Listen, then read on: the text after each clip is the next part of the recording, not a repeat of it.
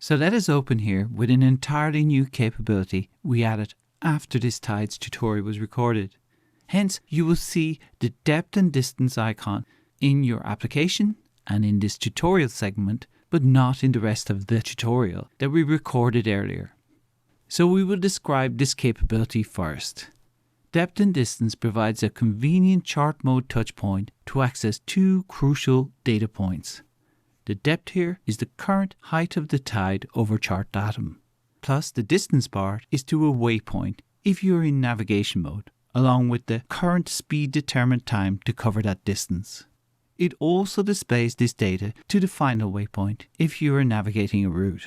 The central capability here is the highly beneficial current tide height over chart datum.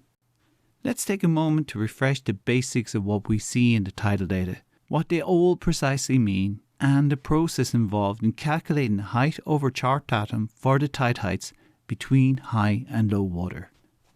Chart datum is the reference level used on nautical charts to show water depths and serves as the 0 point for the tide height predictions. It approximates the lowest astronomical tide, or lat, and is set so low that the tide will not frequently fall below it.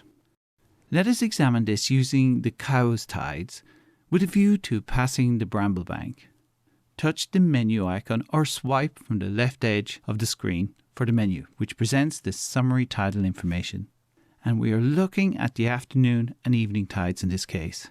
You can also touch the summary tide details to go to the full tidal details. All presented tidal heights are expressed relative to chart datum and are positive or 0 to avoid ambiguity. The current water depth is determined by adding a local tidal curve to the tide heights. Mark the current time on the horizontal time axis. Draw a vertical line from this time to the tidal curve, and then extend a horizontal line from the intersection point to the height scale. Obtaining the current height of tide is prohibitively involved, especially with unusual tidal curves such as those we have here in the Solent. Worse, it is a critical data point for effective vessel navigation and not a process that can be realistically attended to while the vessel is being handled. To resolve this, we make the calculated height of tide over chart datum available in real time, in the detailed tidal section, and, more importantly, right at your fingertips on the navigation screen. Here, you can view the charted depths and touch depth and distance to immediately see the depth you add to the displayed chart depths for the current height of tide. In addition, a trend arrow indicates if the tide is currently on the rise or ebb, so you know if the trend is favourable or adverse when operating on the margins. The depth and distance option serves a dual purpose by offering additional distance details to waypoints. When navigating to a waypoint, the waypoint's bearing and distance are displayed in navigation mode. Touching depth and distance provides up to 3 additional pieces of information, depending on the navigation situation. When navigating to a single waypoint, the current speed determined time to the waypoint is added to this data. Depth and distance displays this under next waypoint and final waypoint to indicate that the waypoint is the only waypoint or the last remaining in a routing sequence. However, last waypoint provides additional information when sailing a route with 2 or more waypoints. Let's select an already established eOceanic route from the Solent and along the southeast coast of England to illustrate this. This also applies to your custom routes.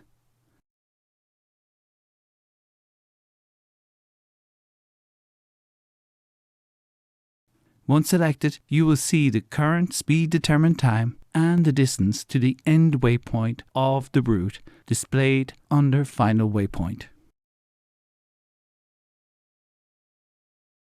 This is the depth and distance function. eOceanic innovations come from your suggestions, our personal experience, and most remarkably from this tutorial itself. The following tutorial illustrates how we provide the data and the quick math required to ensure you have sufficient depth to remain afloat at anchor on a falling tide. However, after completing the tutorial and considering it for some time, we realized that we should take care of the mathematics and provide a complete solution by importing your vessel's draft from settings, as you see here for our own shallow survey boat. So you now have all the information calculated in real time in the detailed tidal section, and this will be slightly different to what you will see in the following tutorial. In addition, we take it a step further in calculating the requisite depth for both an ebb tide, as shown later, and a flood, where the requisite calculation is for the subsequent low water, just like this. So it does not matter when you happen to be anchoring, on the rise or the fall. All you have to do is look at the minimum sounding required, add a margin for environmental variables, and you will have everything you need to find your spot and let go of the anchor. We have simplified everything down to one easy to remember minimum sounder depth that ensures your vessel's safety. What we're doing here is fixing to the water surface and the movements of the tide. This is particularly helpful in areas that have not benefited from a recent survey or are subject to silting.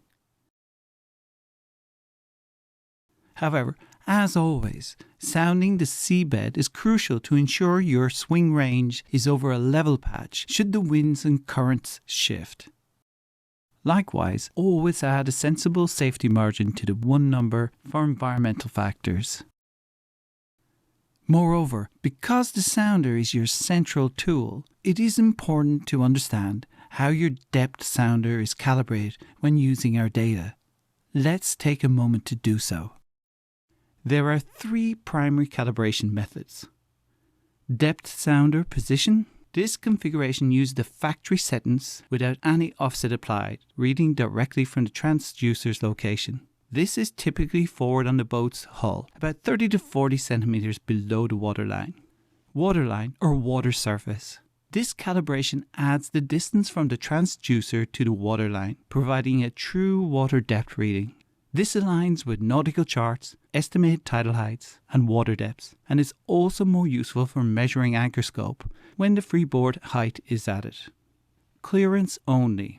This calibration subtracts the distance between the bottom of the keel and the transducer's location, effectively offering a reading from the foot of the keel. The readout displays the minimum water depth needed for the boat to float without touching the bottom.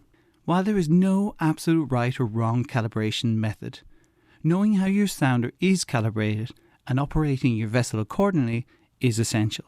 Most boats use the default sounder position as they have never been calibrated. Some mariners prefer a clearance calibration to immediately indicate grounding risk, but this requires offsetting the vessel's draft from all other data points. eOceanic's data aligns with the sounder being calibrated to the vessel's waterline. This creates a single, true, universal water surface reference point that simplifies calculations for tidal heights, charted depths, required anchoring scope, and dialogue with all other parties. Knowing that the data we provide works in this context is essential. We recommend calibrating to the waterline, so you have one universal reference point to which all data adheres, and you precisely know your exact situation at all times. The simplest way to check is to look at your sounder and see if any offset has been applied. If not, it reads from the default sounder position.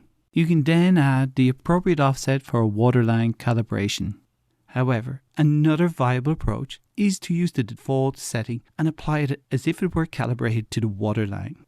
The vessel's typical mounting point will then automatically provide a 30 to 40 centimeter positive safety margin for environmental factors or an error in planning. This concludes the primary additions and enhancements to this tutorial. You may notice some minor cosmetic changes, but these will not impact the learning experience.